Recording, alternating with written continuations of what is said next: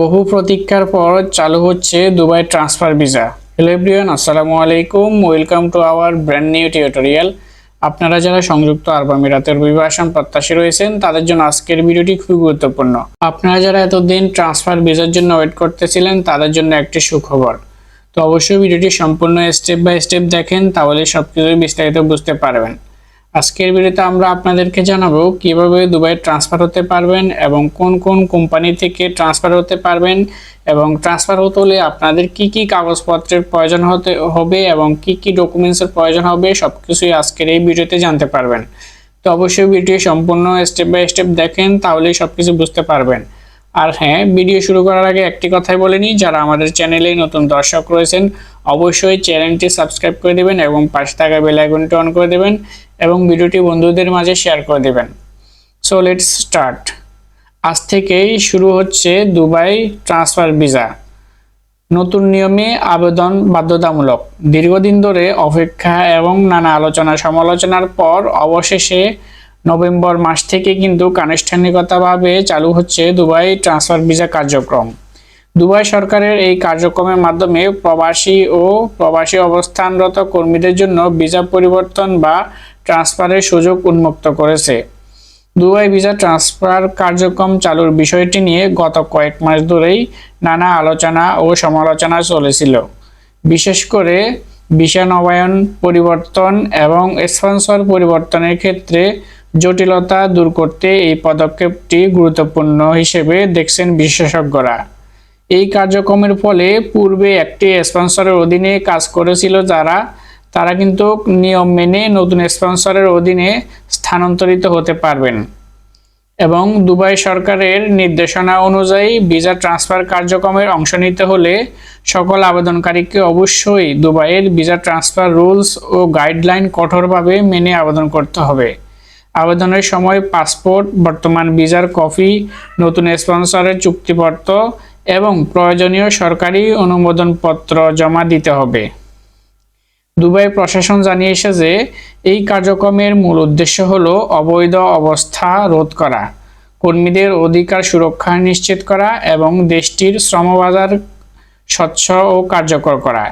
এছাড়াও ভিসা ট্রান্সফারের মাধ্যমে যারা চাকরি পরিবর্তন করতে চান তারা নির্ধারিত ফি প্রদান করে নির্দিষ্ট প্রক্রিয়ায় আবেদন করতে পারবেন। সংশ্লিষ্ট দপ্তর থেকে অনুমোদন পাওয়ার পরে কিন্তু নতুন ভিসা ইস্যু করা হবে।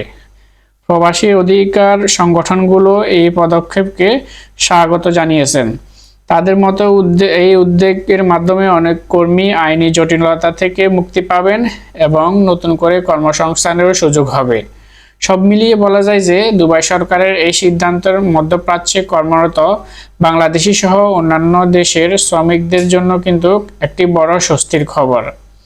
নতুন এই ভিসা ট্রান্সফারের কার্যক্রম সফলভাবে বাস্তবায়িত হলে প্রবাসী শ্রমবাজারের স্বচ্ছতার নিরাপত্তা উভয় নিশ্চিত হবে বলে আশা করা যাচ্ছে। তো আপনারা যারা এক কোম্পানি থেকে অন্য কোম্পানিতে ট্রান্সফার হবেন অথবা হতে চাচ্ছেন বা দীর্ঘদিন ধরে ওয়েট করতেছেন, আপনারা আপনাদের সকল লিগ্যাল ডকুমেন্টসগুলো দিয়ে কিন্তু আপনার ভিসা পরিবর্তন করতে পারবেন।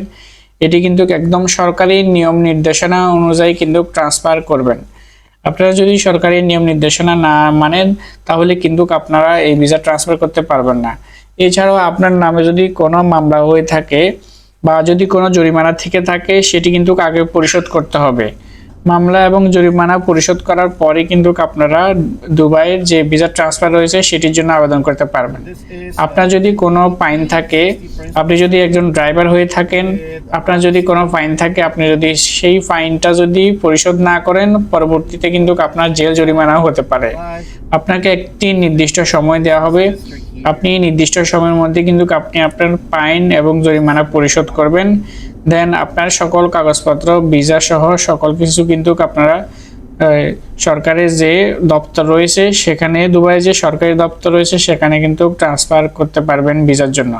এবং আপনি যেই কোম্পানিতে ট্রান্সফার হবেন সেই কোম্পানির স্পন্সরশিপ অথবা চুক্তিপত্র সেটাও কিন্তু আপনাকে জমা দিতে হবে। এই হচ্ছে মূল বিষয়। এবং আপনাকে স্পন্সর ভিসা ছাড়া বা আপনাকে ট্রান্সফার করতে হলে অবশ্যই আপনি যে কোম্পানিতে আছেন সেই কোম্পানি থেকেও আপনার একটা ছাড়পত্রের প্রয়োজন হবে, এবং যেখানে আপনি জয়েন হবেন অথবা যেখানে আপনি ট্রান্সফার হয়ে বা পরিবর্তন হয়ে চলে যাবেন সেখান থেকেও কিন্তু স্পন্সরশিপ বা অনুমোদন পত্র কিন্তু আপনাকে জমা দিতে হবে।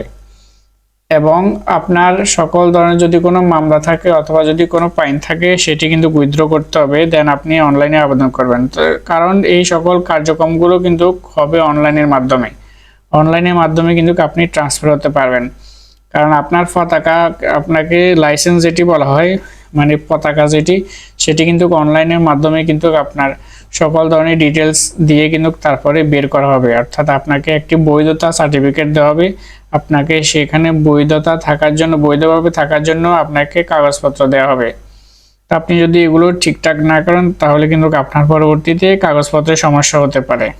তো আশা করি এতক্ষণ যারা আমাদের এই ভিডিওটি সম্পূর্ণ কন্টিনিউ করেছেন, আশা করি আপনারা বুঝতে পেরেছেন যে আজকের ভিডিওর মূল বিষয়। আপনারা চাইলে কিন্তু বর্তমানে এখন খুব সহজেই যে দুবাই সরকারের নতুন নিয়ম নীতি নির্দেশনা অনুযায়ী ট্রান্সফার হতে পারবেন, এবং আপনারা আপনাদের চাইলে কিন্তু এক কোম্পানি থেকে অন্য কোম্পানি বা এক কফিল থেকে অন্য কফিলেও চাইলে কিন্তু আপনারা ট্রান্সফার হতে পারবেন। তবে সেটি নিয়ম নীতি নির্দেশনা অনুসারে, আপনি যদি নিয়ম নীতির বাইরে হয়ে থাকেন তাহলে কিন্তু আপনি ট্রান্সফার হতে পারবেন না। আপনাকে পরবর্তীতে এগুলো সকল ধরনের কাগজপত্র, ডকুমেন্টস সকল কিছু ঠিকঠাক করে তারপরে আপনি ভিসার জন্য বা ট্রান্সফার হওয়ার জন্য আবেদন করবেন। আশা করি আপনারা যারা এতক্ষণ কন্টিনিউ করেছেন তারা সব কিছু বুঝতে পেরেছেন। তো এই হচ্ছে মূল বিষয়।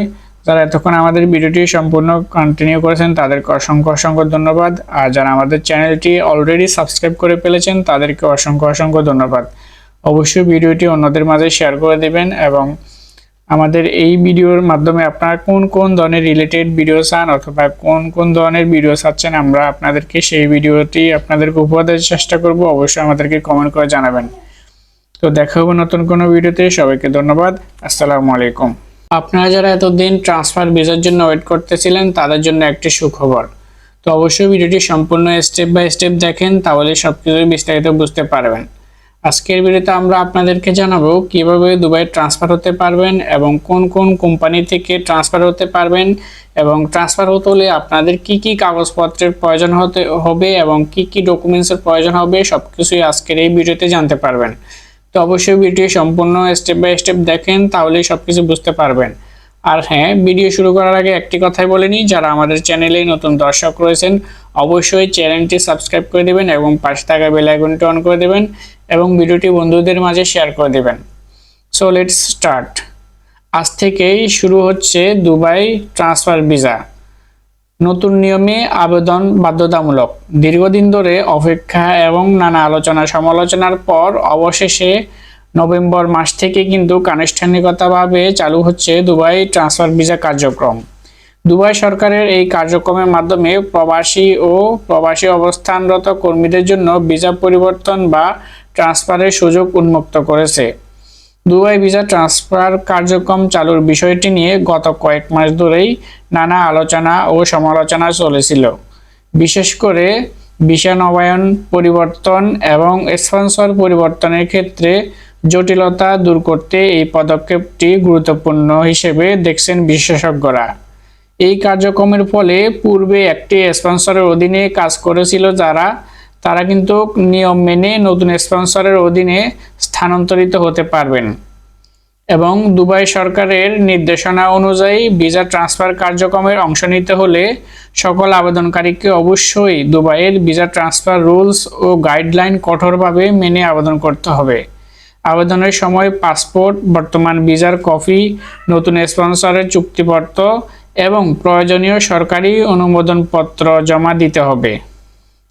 দুবাই প্রশাসন জানিয়েছে যে এই কার্যক্রমের মূল উদ্দেশ্য হলো অবৈধ অবস্থা রোধ করা, কর্মীদের অধিকার সুরক্ষা নিশ্চিত করা এবং দেশটির শ্রমবাজার স্বচ্ছ ও কার্যকর করা।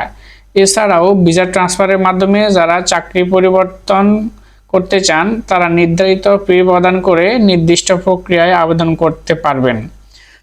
সংশ্লিষ্ট দপ্তর থেকে অনুমোদন পাওয়ার পরে কিন্তু নতুন ভিসা ইস্যু করা হবে। প্রবাসী অধিকার সংগঠনগুলো এই পদক্ষেপকে স্বাগত জানিয়েছেন। তাদের মতো এই উদ্যোগের মাধ্যমে অনেক কর্মী আইনি জটিলতা থেকে মুক্তি পাবেন এবং নতুন করে কর্মসংস্থানেরও সুযোগ হবে। সব মিলিয়ে বলা যায় যে দুবাই সরকারের এই সিদ্ধান্তের মধ্যপ্রাচ্যে কর্মরত বাংলাদেশি সহ অন্যান্য দেশের শ্রমিকদের জন্য কিন্তু একটি বড় স্বস্তির খবর। নতুন এই ভিসা ট্রান্সফারের কার্যক্রম সফলভাবে বাস্তবায়িত হলে প্রবাসী শ্রমবাজারের স্বচ্ছতার নিরাপত্তা উভয় নিশ্চিত হবে বলে আশা করা যাচ্ছে।